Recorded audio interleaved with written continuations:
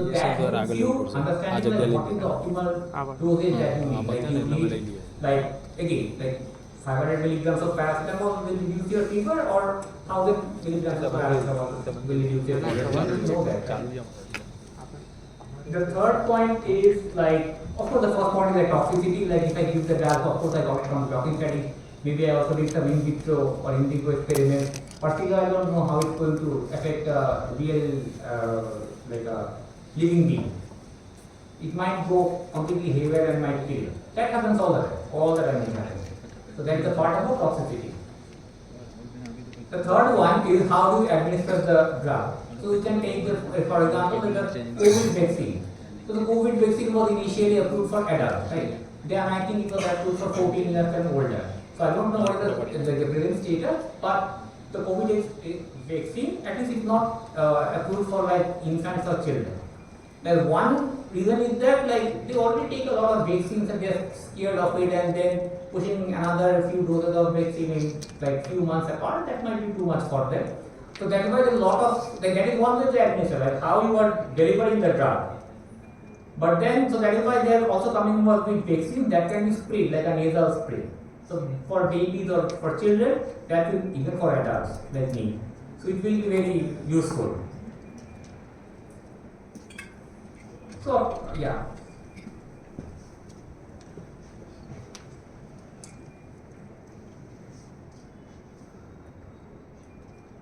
The challenges is, of course, it's like it requires a lot of ethical clearance, and the biggest challenge is like we always see these kind of things in the paper, like there's a very effective drug for cancer, but then like they probably like 100 times a year you will read a report on that, not a single report, 100 different drugs. But probably not even one or two is efficacious on human beings. So that is the biggest problem. Like how do you design and how do you, like this doesn't always translate to the efficacy of it. And yes, of course it's expensive, time consuming, and so the third point is that like that I already discussed is that preclinical trials always do not correlate to success. But you can't, but that is not a stage that we can skip. Like of course you won't allow anybody to give a drug just because somebody ran some computational studies without testing on, and you directly take it. That is never going to happen. Never going to happen. So even though these challenges are there, it's a very crucial step. Now from the part for clinical trials, so this is where like the drug molecules have been reduced to say for a particular disease that we are looking at, five candidates are there. So there will be like 50 different trials, like 10 for each candidate, something around the globe that is going to go on, and around the globe is very important. So I don't know if you followed those reports. So we had this indigenous COVID vaccine. I forgot the name. It's not Covishield, the other one. So which was developed in India. So that didn't get WHO clearance. The reason wasn't that the vaccine was bad. The reason wasn't that they didn't follow the protocol. It has to be multi-centric global studies. We can't say that we just tried on a bunch like Indians and then it worked. That doesn't that is not the protocol, right? So there are also protocols for clinical trials. The first set is done on very few people, like 10-20 people they will do it probably. And so that they just need to check if it is if it is working. If it is working, like how good, bad, like at least they are happy to see some results, and the person isn't like dying. So that's all they want to see in the first phase of clinical trial. Next, they are going to try it on some more, like between 100 and 1,000 people, depending on the scenario. They are going to try it out. So this is where they are going to test if it is how effective this particular drug is. The third phase is on a much larger scale. So this is the scale I was talking about, that needs to be global, like not 10-20 people. That can happen anywhere, not even phase 2. Phase 3 needs to be global, and that is where they look at the long-term effects of any drug. Like if somebody is taking over time, how it's changing, what's the mortality. So those things need to be checked. And finally, like the phase 4 usually happens like between phase 3 and phase 4.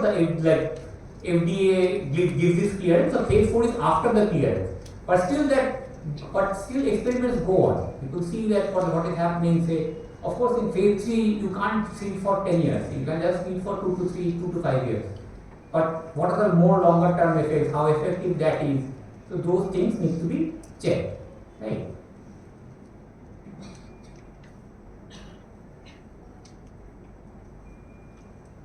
Yeah, so again clinical trials is a very crucial step that needs to be done. So why we need it to fix, first of all is to fix the human dosage, to check if it is toxic for human beings or not. Usually it's not toxic by the time it comes to human beings. And lastly, what is important, really important is that so clinical trials gives you the peek into the future of medicine, and it helps a lot, helps people suffering from very critical diseases a lot. For example, if you take at one point of time, like when HIV was not manageable, it proceeded to AIDS.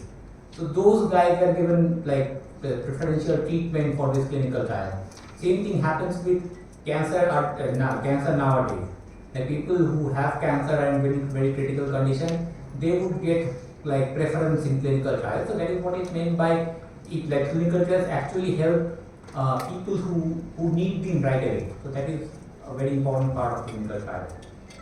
Okay, so the other points are like basically like not all of these drugs are so crucial that like curing HIV or AIDS. So there are a lot of clinical trials going on which are like not much more milder. So if you are interested, you can participate. That's all. Now comes the part of computational drug discovery. So, and like as the name suggests, it's mostly in the preclinical part that computational drug discovery happens, because as I say, like preclinical trials, like the part that has to do with animal experiments, that needs to be there, otherwise no drug will get any clearance.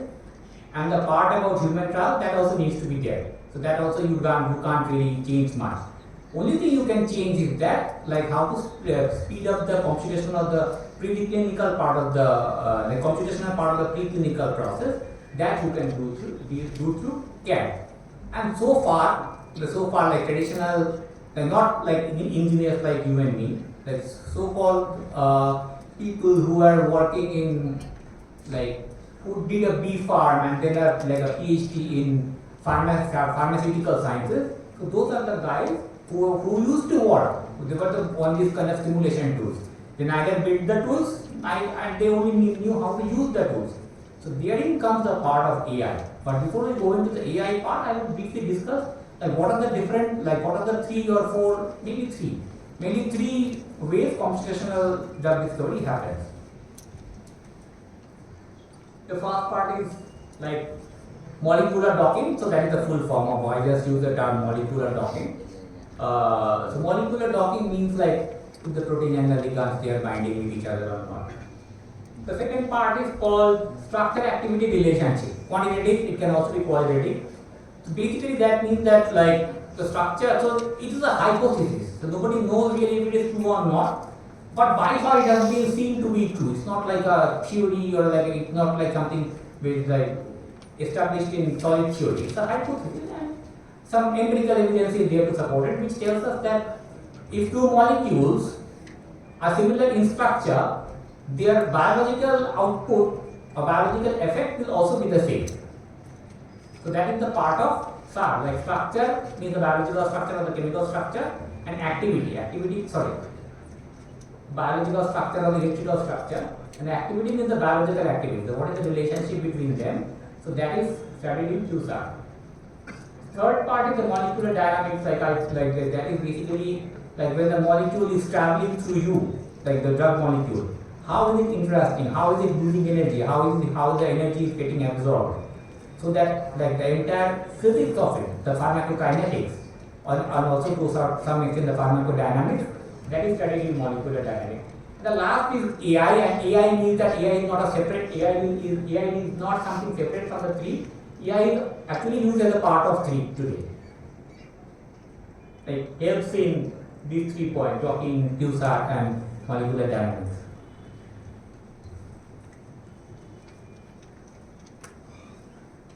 So some success stories. So all these three drugs, were developed as a part of what to say, like CAT, like computational drug discovery process, right? So actually the second one is very famous, like COVID, the antiviral that was developed very specifically, and I know it because it used molecular dynamics and AI methods for finding that antiviral cure for hepatitis B. And then there is the T-Wave, and there is this T2D I never heard, I came to know about it when I was preparing the presentation. The T-Wave and also you know because it's part of AI, and that is kind of what we are doing these days. Now I discussed in brief what is docking. Now let's learn a little bit about how AI can be used in docking, and how AI has been used in docking. I think the potential is more than what has been used. The first point is that I don't know how many of you have done image processing. If you have done image processing course, you will know that when you do your denoising, there are several ways you can check how good the denoising has been, right? You can compute SNR, you can compute RMSE, you can compute PSNR, SSIM, lot of other metrics are there. Same thing for docking. There can be multiple scoring functions. And interpreting different scoring functions is not easy. So one way AI has been used is in kind of coming up with scoring functions that are what I'm trying to say is that say there are 10 the orthodox software is giving you 10 values. You have given a molecule, it has completed the simulation, it's given 10 values compared for 10 metric. Now how do you use those 10 values, or how do you interpret those 10 values? So it's not very easy even for human beings. So that is one place that AI comes in. Another part, that is the part is designing that new ligands is the example I gave you about creatine. So creatine is one example. So there is a lot of other examples, and it's easy to say. Monohydrate, phosphate, hydrochloride. So what is the best way you can deliver creatine? So and what is the argument? The creatine monohydrate is very old. People have been using it forever. So what was the argument for developing creatine hydrochloride? They say that you need it in a much lesser quantity. That's the good part. The same thing. So there is one drug called tenofovir alendronamide. So that's a drug for managing HIV. So there was a previous drug which is tenofovir something else which I forgot. So why this new? The basic molecule is the same, but the alendronamide version, you needed to consume it at a if you needed 1 gram of the previous drug, you will need some 100 milligram of the new drug. So it's cheaper, and then of course every drug has a side effect, so the side effects are also less. So that is what is meant by designing new ligands. And the other part is accelerating docking solution. The docking is a soft simulation is going on, right? And something is going through your body, attaching one ligand and a protein they are attaching. So there are there are infinitely many possibilities. So of course the docking tries to cover all the possibilities, and it will take a lot of time. It will be an undeterminate problem. So to prevent all that, so there is AI. What AI finds for us is that what is the path of the simulation that you should run so that you can get good results in a reasonable amount of time. Basically, here what it means is that say if something which is needed 2 days can do it in half an hour. Okay. So some examples of docking. So the second and the third, Rosetta folder and DeepMind's AlphaFold, they are kind of the same. They just I'm saying just because that's what they do, but it's not a simple problem to solve at all. They tell you how the proteins fold. Okay. They tell you how the proteins fold. So that is and that is something AI does much better than anything there was out there. the human beings or traditional knowledge, whatever is the AI does it much better. So AlphaFold, of course, it is Google, so they wanted to do something like flashy, so they applied it on COVID-19. And Rosetta Fold, I think it predates AlphaFold. And so those guys worked on something more niche, like something niche meaning it doesn't affect a lot of population like sickle, but very targeted problems like sickle cell anemia and CS, which are big problems, but a lot more difficult than COVID, but it will get lot less media attention. So deep chem is something that is being used for like developing new scoring functions. Whereas first thing like getting 10 different values is not really helpful. So if you reduce it to 1 or 2 values, that is what deep chem does. So that makes it easier for us to interpret. Okay, so instead of looking at 10 different values, what I mean is that I look at one value this deep chem is giving me, and I know that okay, so if I rank all the small molecules according to this value, then I can take top 10. So no problem at all. Earlier what was happening? That there are 10 different values, 1000 molecules, and then you don't know really what to look at and where to look at. It's a very difficult problem. There is no uniform ranking. So deep chem helps you in that ranking, like coming up with one metric that is rankable.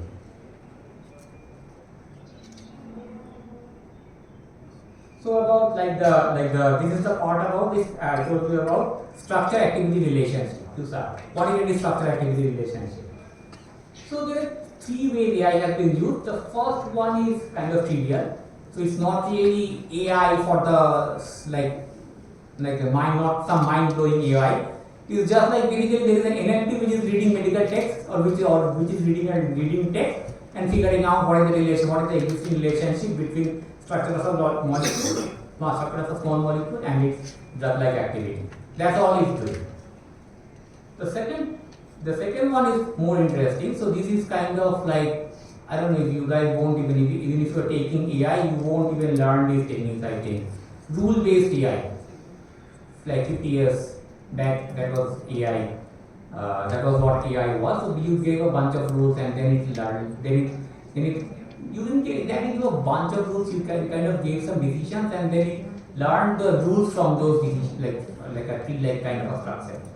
So those are those like rule-based systems where now like this tree-like structure tells you okay, so it's like this kind of a like a if-then or like a case kind of a study. Not full AI, but not as simple as NLP. It can still learn something. The decision tree is learning on its own. And the last part is of course machine learning, and that is like so right now today it appears to be the most obvious choice. You have a biological activity, you have a structure. What is like how can you predict the activity from the structure? That's like typical machine learning.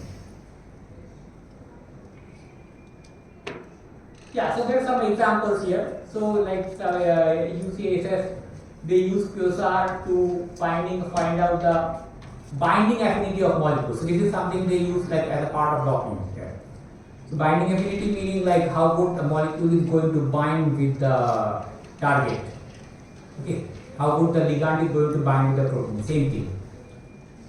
So the next one was from University of Cambridge, and they the way they use AI in Quasar was to predict the toxicity. Like I'm using this molecule, so what is going to be the toxicity of that? That is very, very important. Like a drug might work good for one kind of a target, but it might harm some other kind of target. Right? For example, paracetamol or any kind of like opioid. I don't know. Like if you have watched those, like there are several series in Netflix on the opioid crisis on, especially on OxyContin and the Sackler family. So those kind of toxicity, like what is the toxicity output for, so that the University of Cambridge researchers learned. And then Pfizer, which is a big pharma, and then what they did was they had something targeted in mind for cancer cells, and they were trying to figure out what is the efficacy. So if you remember, there were like four things, right? Pharmacodynamics, pharmacokinetics, toxicity, and efficacy. So this is where this is how they are using AI.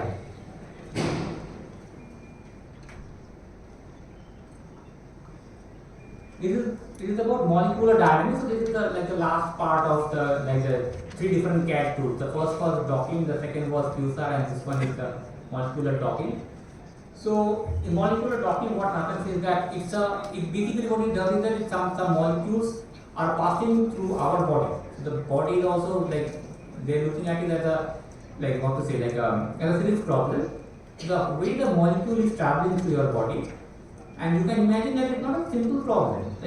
We were studying physics in class 2, two pulleys, two pendulums, and all that problems became difficult. Now you can imagine how many particles is going through in the body, and then it's like one is interacting with the other. So there is energy being transferred, and it's a really complex. It's not solid body, and it's really complex process, right? It's like the way it's passing, it's reaching a different tissues in the body.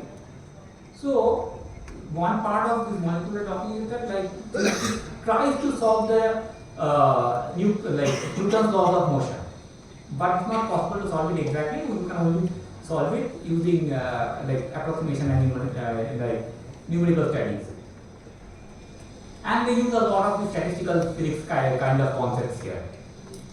So now the question is of course you can't it's a very difficult process, and it will take forever even to study one molecule passing through your body or into somebody's body. So that is why what they want to do is that they want to identify the force fields that are very relevant. Force fields meaning that these interactions, so there will be millions of interactions. From these millions of interactions, the question is, can I reduce it to thousands of interactions that the numerical solver needs to solve? So that will reduce the computational time a lot. The next part, as I say, is to identify rare events. So rare events, as I was telling, usually what people do here is that they use concept of statistical physics. So statistical physics, the way we use it, statistical physics, as far as I know, is not really equipped to handle what we say outliers. So in signal processing in machine learning, we are much well prepared to handle outliers. And the outliers shouldn't always ignore, especially in these cases when the outlier might be something very serious. So this is something of all these interactions, what if you just do regular molecular dynamic simulations, it's going to ignore those rare events, it's outlier events.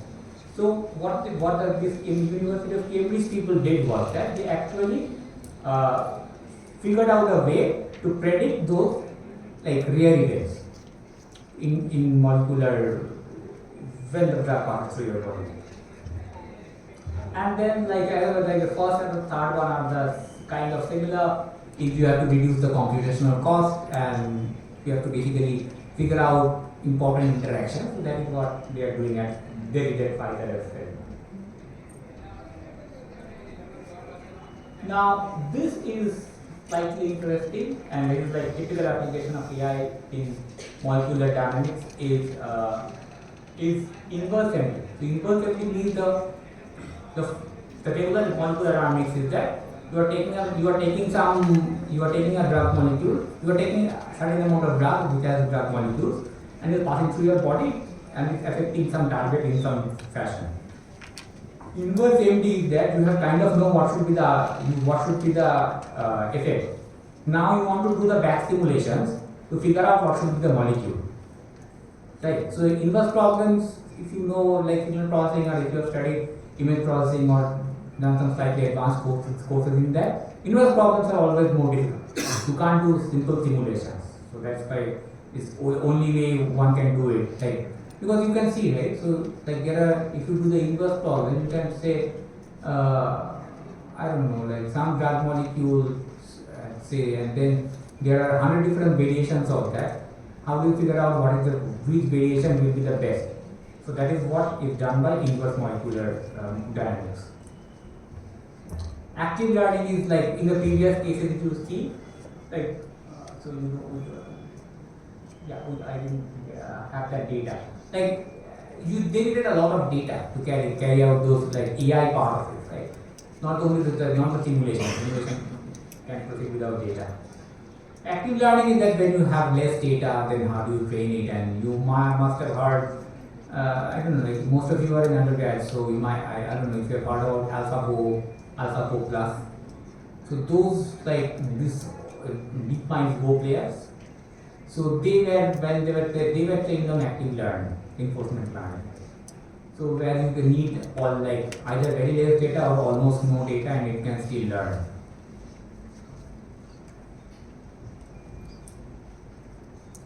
So now the question is like now like what we've learned so far is about how AI or computational tools are used in the entire drug discovery process. Now let's see what is drug repurposing and why do we need it. So like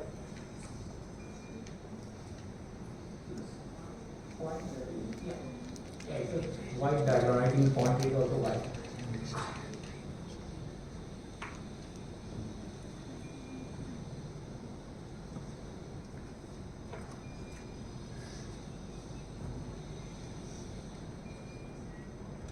It's not coming yet. Yeah. I don't know, this might be lagging or something like that. Yeah, so this is the like on the left we have the typical drug discovery like pipeline that we discussed before, right? Now like forget about the that is the exact pipeline for drug repurposing, but forget about that for the time being. The main idea is that you have a drug, you know what it's supposed to do, you know how good or bad that is, like what it does and what it affects negatively. Now if you can take the drug and use it for something else, you can cut a lot of this like pre-processing steps, right? You might be having to do some computational studies, but that is cheap to do. Cheap in the sense that compared to preclinical or a lot of clinical trials, that is cheap. Because you just have to run simulations. So that thing you can do it, not a problem. It completely cuts down on the 6-7 years of preclinical trials. So that is the biggest advantage of drug repurposing. So what you do some simulations, figure out that these drugs are already in the market, but this can be used for some other, it has some beneficial effects for other diseases as well. Once you have figured that out, then you can directly go for clinical trials because you know how it works on human beings. So you just have to see if it is beneficial for the new disease that we are targeting.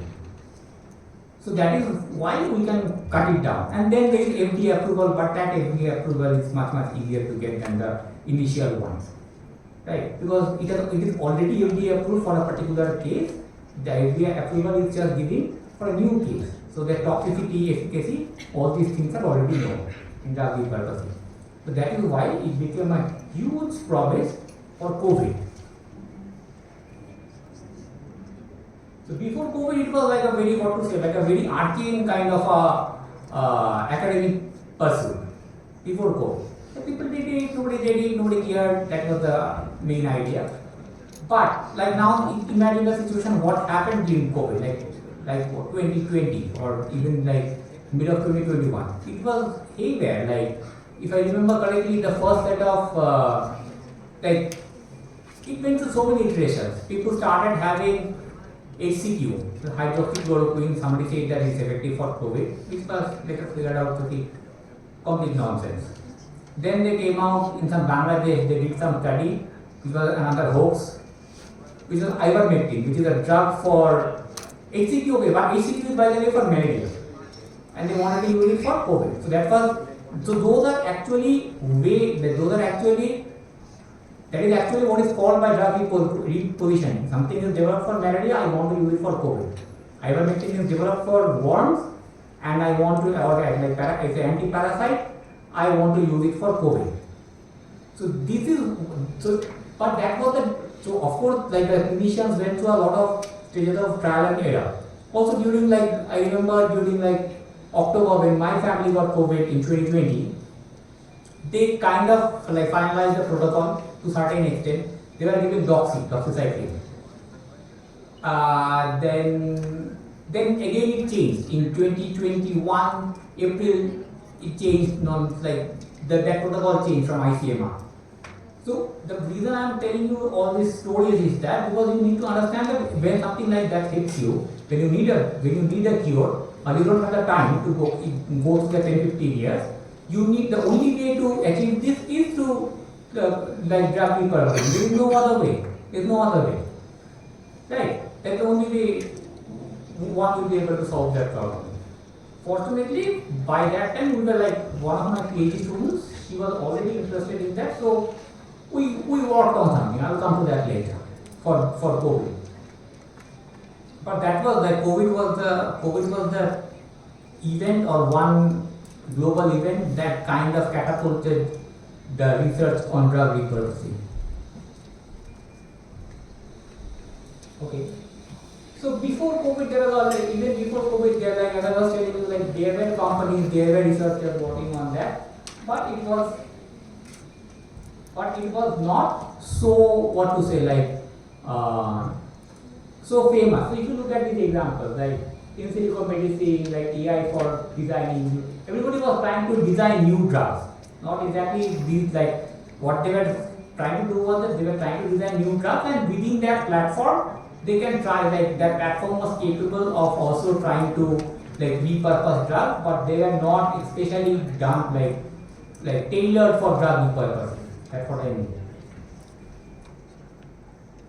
Yeah. Now let's come to like what we are trying to do is that we started with the entire process of drug discovery. Then we narrowed down to computational drug discovery. Now we are narrowing, like then we talked about drug repurposing. Now what we are doing is that we are narrowing down not only to computational method but even narrower, only AI or machine learning method that has been used for drug repurposing. So there are 4 different ways to do it. Okay. So let's I will discuss it when they are here. The first one is neighborhood models, and like I give you like a small, like a toy example. Say there are 7 drugs like D1 to D7, and there are say 6 targets.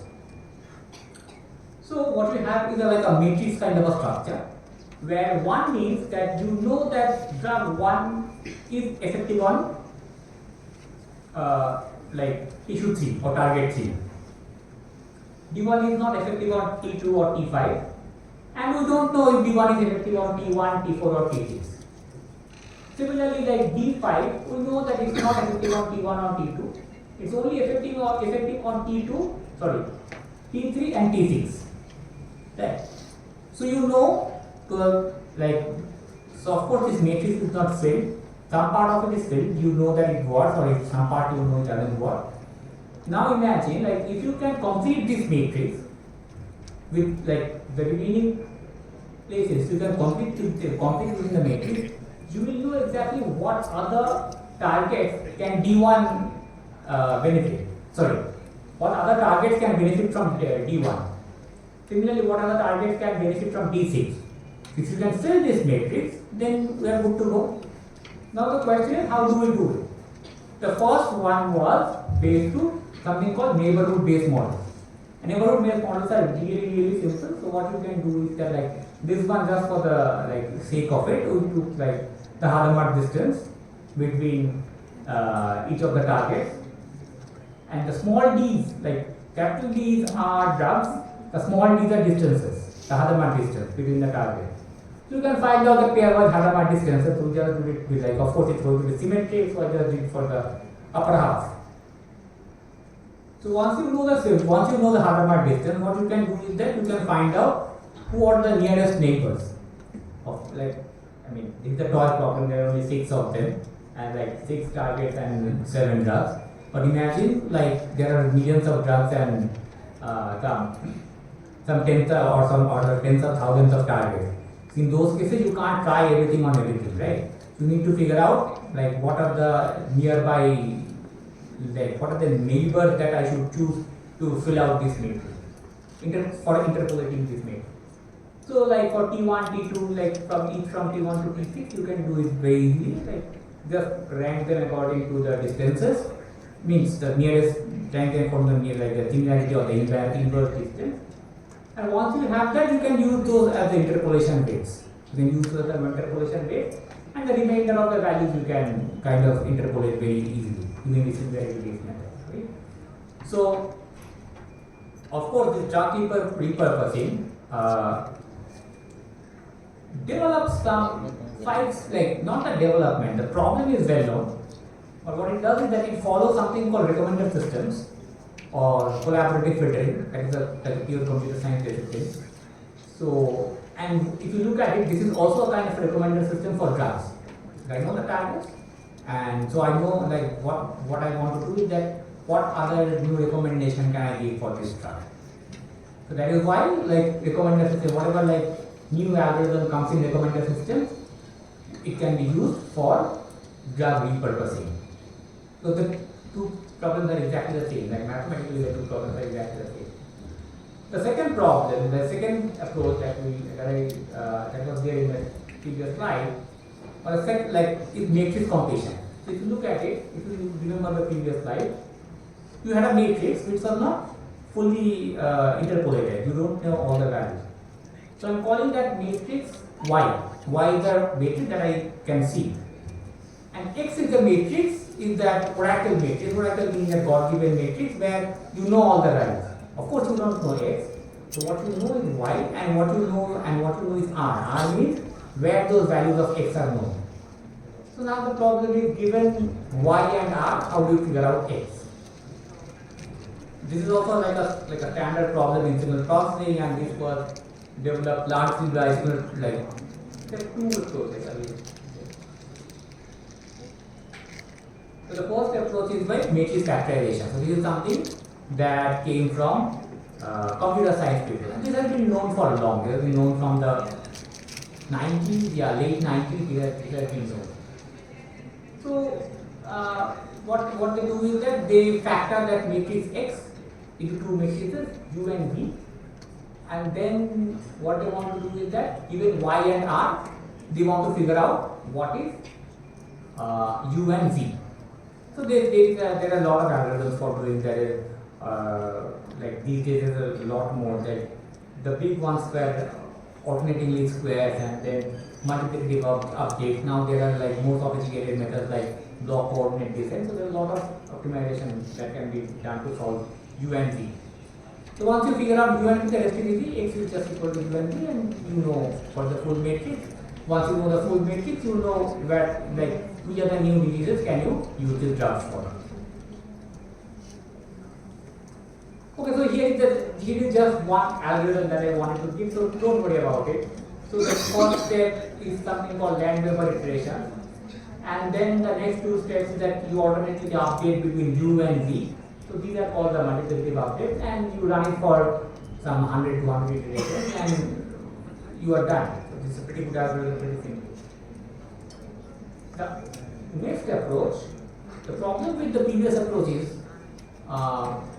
twofold. One thing is that when you are expressing something as X equals U and V, where both U and V are variables that you don't know, then the problem becomes something called a bilinear problem, and a bilinear problem is non-convex. And non-convex means that you don't have an any kind of globally convergent solution. So that was mathematically the biggest problem. And the second problem was that I didn't really go deep into it, but it is a genuine problem is that you need to specify the dimensions of U and V, right? So of course two of the dimensions are rows and columns, so that's the easy part. The other difficult part is how to figure out the F, like what are the number of columns in U or what is the number of rows in V, that you don't know, that is F, so that needs to be specified. And that is not easy to specify, especially in this kind of a problem. If you are doing a regular recommender system like a book recommendation or music recommendation or even a movie recommendation, so there is knowledge, or then you can figure out what is that value of F going to be. But not in this case, it's a more complicated problem. So, but there is an easier solution to it. Why do we need to represent X as a factor, as a product of U and V? You don't need that. You just need to solve for X. Right? You directly solve for this. Of course, it looks simpler. The algorithm is simpler, but the maths behind that algorithm and the math behind the proof that this will give you the solution that you are looking for is a vast area of signal processing. And this area was developed by some of the top people in the world. Like, have you heard of the name like Terry Tao? Terry Tao you heard, right? Terry Tao is a very famous mathematician at Tukla. So he was a Fields Medal winner and he developed a lot of like different branches of mathematics. So what I mean is that like this kind of a problem, the theory behind this kind this kind of a solution is coming from people like Erita, who are Nobel laureate, but according to me, getting a field medal is more difficult than getting a Nobel Prize, because first of all you have to be less than 40. Second of all, it's given once in 4 years. Yeah, so it's the same thing like an algorithm, and the algorithm is actually even easier. The first step is of course the Lamb-Weber iteration, and then there's something called soft single value thresholding, where you take the matrix, compute the single value decomposition, take the single values, threshold it, and then decompose the matrix, which is the last step, and you are good to go. You run it for some 10, maybe depending on the problem, you might run it for tens or hundreds of iterations, but it will take some time, but it will give you the exact good solution. You don't need to specify any parameter. You don't need to specify. You can start with any random x because it's a convex problem, and you are going to get the exact solution. Global, not exact solution, but globally convergent solution. The other techniques is like or graph-based techniques. So what they do is that like you have assume that your these blue ones are the graphs and the green ones are the targets. So in the previous case we were arranging it as a matrix, but you can also think of it as graphs or like connected graphs. Now the problem here is that you don't know some of the edges and you don't know what are the weights of those edges. So you can solve it in very different fashion.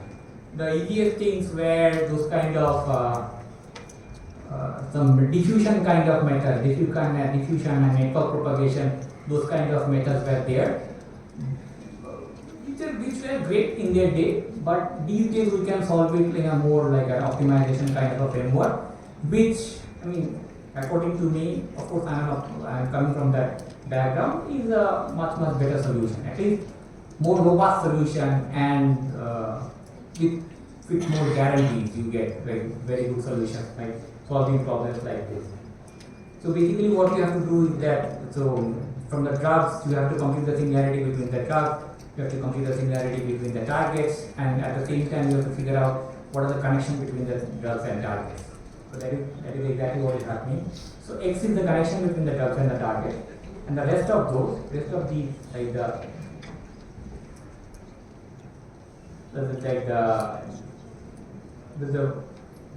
the second line is for the similarity between the drugs, and the third line is for finding out the similarity between the targets, and you kind of do it alternately and it converges to a solution that is good enough.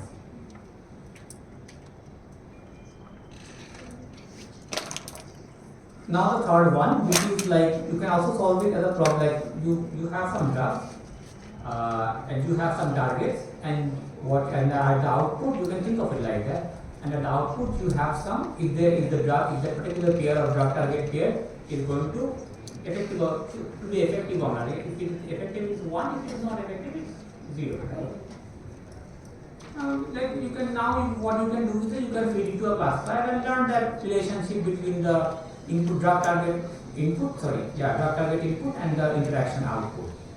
But the problem here is that in the previous cases you didn't need to know what is the structure or any kind of meta information about the drug or the target. Here you need, otherwise you can't represent the drug as a feature vector or the target as a feature vector. So that is the biggest shortcoming of course. Once you know that and you apply this kind of technique, you get amazing solution. You can apply some I think one of my students did apply deep learning. Yeah, so you have some a network process, like a network deep learning processing pipeline for drugs, another deep learning processing pipeline for targets, and then there's some kind of a fully connected layer, and the output of the fully connected layer you have interaction, either it is 1 or it's 0. Now, if you know the features from the drug and you know the features from the targets, you can feed it to this guy and it will learn. That's not learning is not a problem. The problem is to find out what are the features and what are the effective features. Still for drugs it's easy, is because how to say, like drugs have some structure, there are smile scores and other stuff. For target is very difficult because targets are non-uniform, right? So there are different organs. Even without organs, like there are different tissues. That representing the target is very difficult. So you can't. So you have to be very specific. Say you want to solve the problem of, like say, virus, antiviral, virus only virus and antivirals, or antibiotics and bacteria. You can't solve for everything. You can't solve in one system. You can't solve for cancer, diabetic, and bacterial infection. That is impossible because the representation of the targets are going to be different. So it has shortcomings. It has shortcomings. Okay. But still, if in cases where the shortcomings can be alleviated, it gives amazing results. Much like deep learning always does. So this is like the final couple of slides. Yeah. So this is our work with my former student Angshul. She is currently a research scientist at GE Healthcare. So this study we did it in 2020.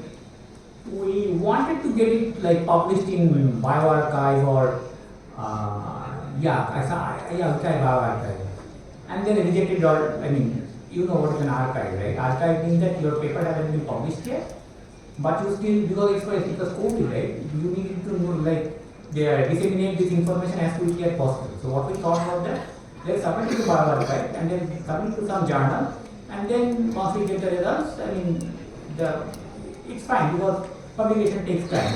So when we submitted it, it was in something like June or August 2020.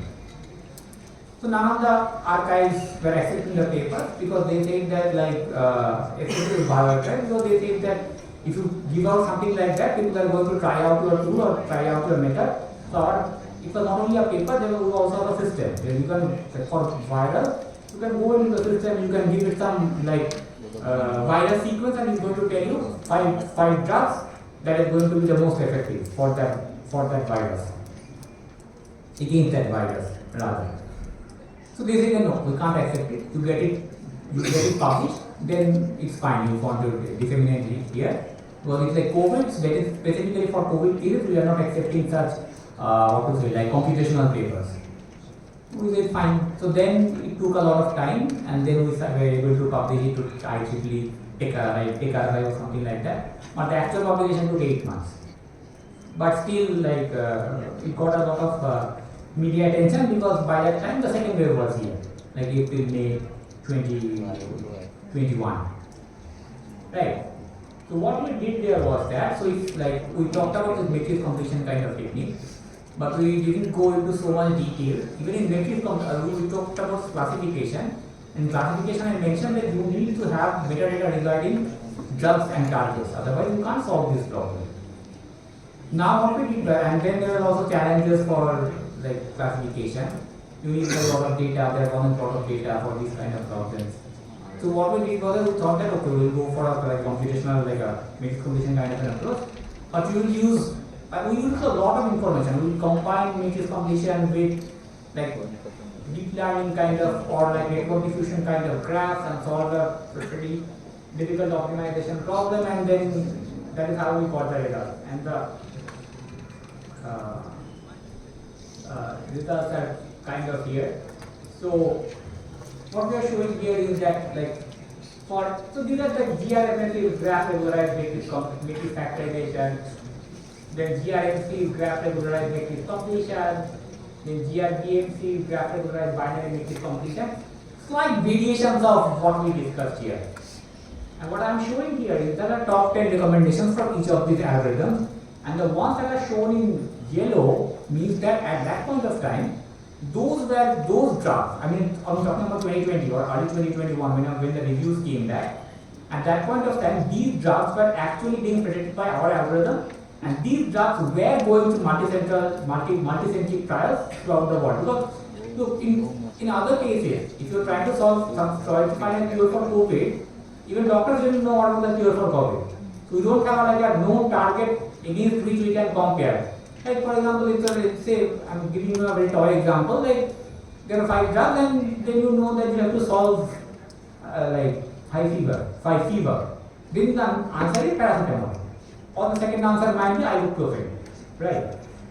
So the answer is no. Here you don't know the answer. The only way for this kind of study is not as easy as like writing a paper for CDTR or TEMI. These are more like the real life problems that much difficult to validate. So only way to validate was to actually only way at that point of time we were only able to show that I look. So these are the predictions we are giving, and these are the predictions from not predictions. So these are like candidates which are being considered worldwide. So that is how we were able to show like what algorithm is good or bad. That was kind of our validation study. And okay, so the second table is not very important. So what we were showing was that so even now like COVID, like coronavirus mutates. If you are reading articles, you will be finding that there are new variants in UK. Also, some of the cases have been found out in Omicron variants in India. And what we were showing is that so that is actually is when the if we so again if you remember correctly, so when my family had COVID and then I had COVID in 2021, so there were I got some prescription medicines. Then everybody like in 2022 January again there was a third wave COVID there. So if you recall or if you remember, the medicines which were prescribed in the second wave and the medicines which were prescribed in the third wave were not the same at all. The main medicine, say the antibiotic, in the second wave it was doxy. In the third wave it was azithromycin. And then I asked the doctors why are you doing that? So they say that that is the way that it depends on which part of your respiratory tract is being affected. In the first wave and the second wave, we didn't have a very good idea. And doxycycline is exactly for those cases where they don't know very well what is happening. By the time it came to the third wave, it was much like the common flu, so they were like prescribing azithromycin, which is a very standard prescription medicine for like flu and flu-like symptoms. So that is what we wanted to show. Like our algorithm is not like this, like turning out some nonsense. It's just like as the variants, as the coronavirus is mutating, we can also track the different kinds of drugs which we suppose are going to be effective. So as I was again, so this like the what we did is for general antivirals, it's not for COVID. But at that point of time, COVID was a very like a very potent case study. So later we also have some paper. I'm not showing the results yet because it's not published yet. So those things we did for monkeypox as well, some other algorithm. So yeah, that's what I like. We call it because it was COVID at the middle of the second wave. The paper got published. It got a lot of national and international media attention. I think more than 80 papers all over the world picked it up. And that concludes my talk.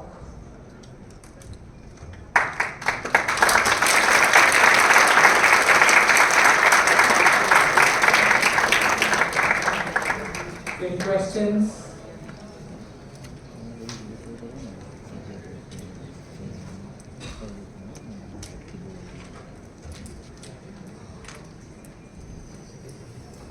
So thank you all. Have a wonderful 2 days at Netflix. So Geeta, can I take 5 minutes? Yeah, sure. So this one is nothing to do with the drug, this drug repositioning and drug discovery. So we were talking about SPAs, right? So some parts are covered, and then I am currently the director of student services at IIIT-DELHI. So what we do is very, very relevant to you. So I decided to take some 5 minutes to talk to you about the different initiatives that we have. First of all, ICAS, which is our flagship event, always happen outside India. The first time it's going to happen in India is in 2025 at Hyderabad. ICAS is going to be happening there. So I would encourage you to prepare yourself, especially those who are in second year or third year. You can prepare yourself. You can like talk to your signal processing like people advisors here and try to publish something there. Even if it's not the main conference, I think we will have events where you can submit and you can get published. You can get access to the conference. Okay, so that will be a wonderful opportunity for you. Apart from that, even if it's not coming to India, for flagship events like ICAP, which usually typically happens in the spring, and ISAFE, the English Processing Conference, that happens in fall, like it's in October, second week of October. So we have provisions for student grants, right? Student grants, theoretically it's open to all, but practically what we are seeing these days is that there are like, earlier it didn't attract a lot of attention, but these days a lot of people are applying for that. So usually what ends up happening is that unless students have papers in those conferences, we are unable to give them, because we have to look at a lot of things like advisors letters, the student CV, like if the student has papers or not, if they have, how many papers they have. But all being said, the judging criteria is not like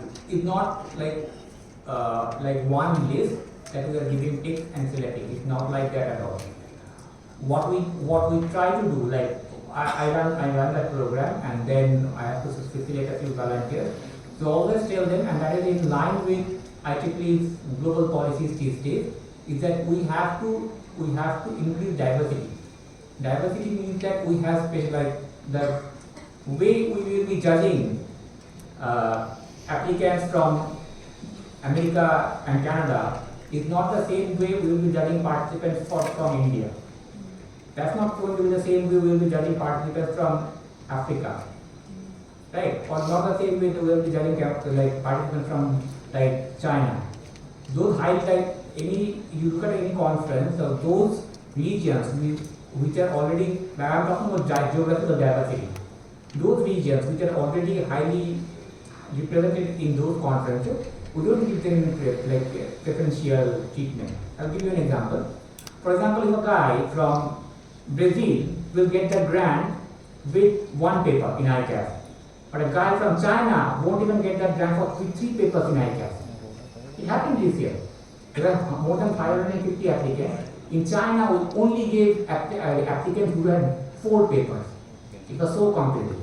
But in India, not that much, because India, like there are like less than 1% representation in ICAS from India.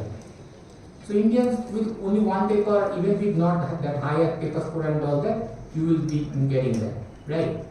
So what I am trying to say is that there is no need to be discouraged. So I am just taking over the geographical like diversity part. The next comes the part about gender diversity. Again, a female candidate and a male candidate won't be judged in the same fashion, because all these conferences, especially ICAS and IC, they're highly male dominated. There is not even 10% representation from females in these conferences. So maybe I'm giving you an example of China, or even if it's India. If say for example,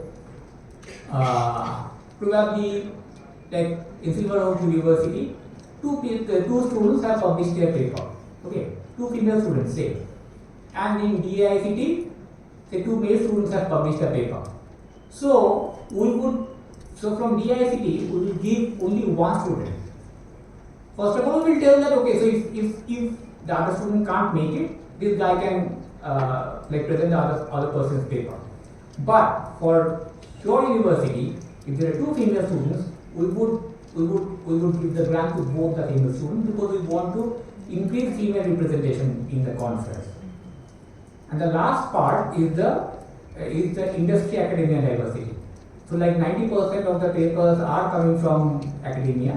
So if there are like, if let's say for example you are in 4th year, you submit a paper, by the time it gets accepted, because you are submitting say in say September, right? Or yeah, even maybe around that time.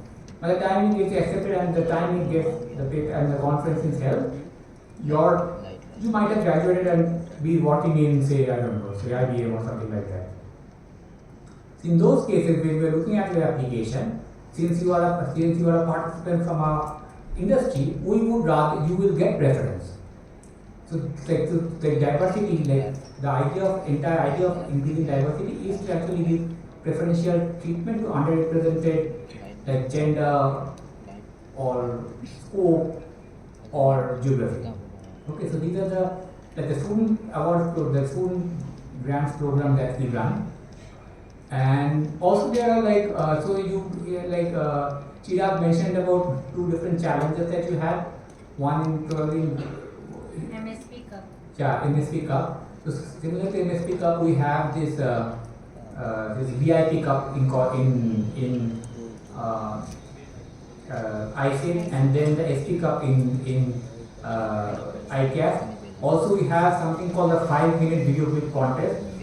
So there is a lot of scope of participation, and there's a lack of serious participants. Like I can tell you from my experience, in the last 5 versions of each of these cups, the prizes went to like almost always either something from IIT Hyderabad or IIIT Hyderabad or go in Bangladesh. Of course, there are runners up and other things also there, but they were like probably happening once in 5 years. But these guys were always coming up in that list of top 3. Bangladesh is very active in this. One particular group in one particular university in Bangladesh. It's not that they are giving great solutions. To tell you the truth, they are giving just ordinary, very basic kind of solutions which any student can think of. But they are solving the problem and they are actively doing it. So that's the only difference. So we also changed the format of it. So what used to happen was that earlier one used to get 1 month. In the very good year, one would get like a student participants having 2 months for that. Now we are trying to postpone it, like prepone it by a year. So the ICAS 2024, which is going to happen in Korea, we have already announced the cup. We have already announced the cup probably this week. We've already done the announcement. For ICIT 2024, which is supposed to be in Dubai, we will be announcing that challenge 1 year in advance. So that is in ICIT 2023 at Malaysia. So that it benefits you students, so that you have because you are not like researchers who are working on that area. You are undergraduate students who have a lot of stuff to do. So working on that area, if you have a lot more time, 6 to 8 months, probably you will get interested, you will get a lot more scope. So that is the other 2 opportunities that you can take. First of all, there is prestige of winning that. Secondly, there is significant amount of prize money. I think the winning team gets $5,000, the runners up get $2,500, and the second runner up gets $1,500. Apart from that, I think we support 3 people to attend the conference, like 3 undergraduates. Your supervisor won't get that, but you will get that. 3, so imagine that opportunity, like you don't have a paper, and you haven't even owned the cup. You are among the top 3 teams, which is not very difficult to get, believe me. And you can attend a conference of that prestige, of that diversity. So that's an excellent opportunity. You don't even have, like, if you don't want to participate in cup, you don't even have to go for SP Cup or VIP Cup. We all have this 5-minute video clip contest. What you have to do is that, so there also will never get any participants. So this time, so the scope is that there used to be a topic given, say machine learning for COVID detection. That was one topic. So these days we have made, like, from this year onwards, we have made it much broader. So any topic as for signal processing or any topic for image processing will do. So you create a 30-minute trailer video, you submit it. Based on that, few of us are going to review it and like passing on to the next phase. And not one, but like 10 teams will pass on to the next phase. But that next phase is not in our hand, the next phase is in public's hand. Any signal processing society member can vote for that video. And again, the top 3 teams, you get a fully funded trip to ICAS for IC. Right? So since you are since you are such an active brand, especially the Gujarat branch, so I would rather encourage you to participate in that and make full, like, so of course you are doing a lot of activity, which is great, like it looks good on your CV. But those things you can't, like I was talking to some participant at ICAS from IIT Hyderabad. So they didn't win it this year, but they won it last year. So they said that they already had very good offers for going abroad. That's because they won, like they were, otherwise they were like average candidates, but because they won't those kind of stuff, they got very good offers from US. Okay.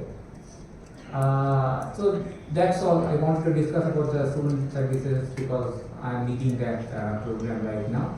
Thank you.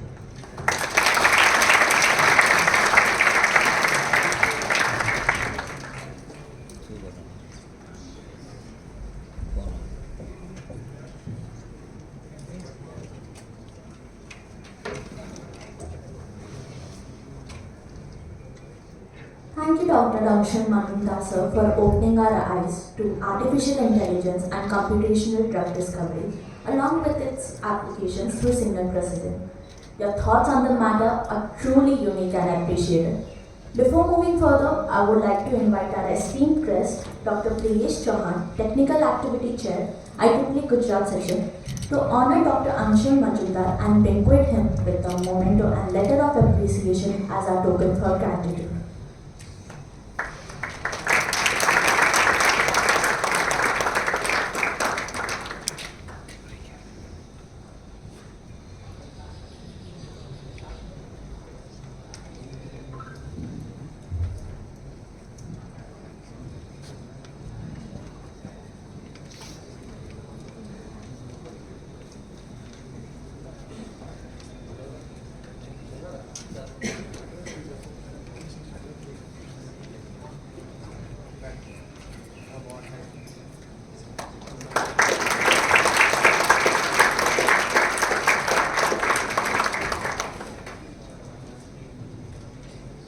Thank you, sir.